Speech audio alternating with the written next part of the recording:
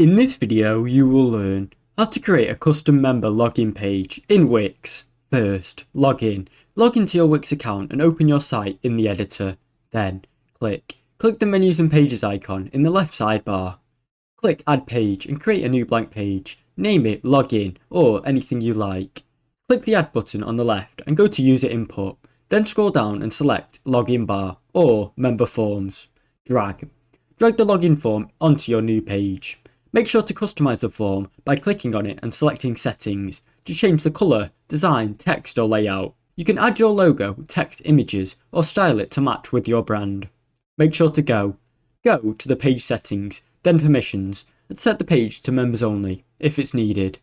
Then set the custom login page as your site's default login and go to your settings, roles and permissions and then customize setup or login. After that, click publish to make sure your custom login page is live.